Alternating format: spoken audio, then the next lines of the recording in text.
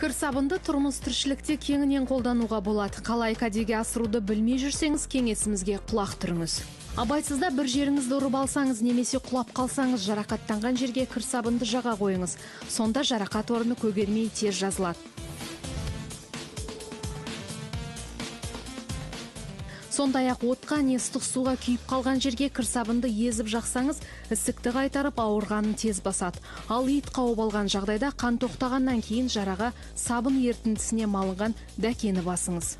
Тырнақ пен аяқтың зең ауруына да кір сабынды қолдануға болады. Ол үшін 3 апта бойы күніне 3 рет жараның орнын кір сабынмен бірнеше рет жуу керек. Қолыңызға тікен кіріп кетсе, кір сабынды жылы суға езіп, дәкеге қалыңдау етіп жағып, жараланған жерге таңып қойыңыз. 1 сағаттың ішінде тікен өзінен өзі сыртқа шығады. Мамандар гигиеналық заттарға кір сабынмен дезинфекция жасауға кеңес береді. Мәселен, тіс щеткасына кір сабынды көпіртіп жағып, таңға дейін қойып, таңертең жуып тастау керек.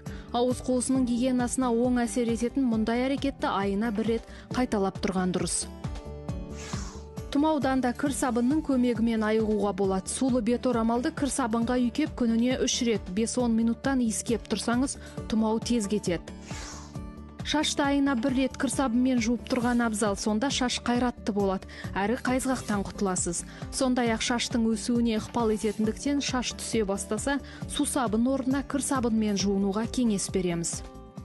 Денем тазарып, әрі сергіп қалсын десеңіз, моншадағы буға кірер алдында сыпырғыны кір сабын езілген суға батырып қойып пайдаланыңыз.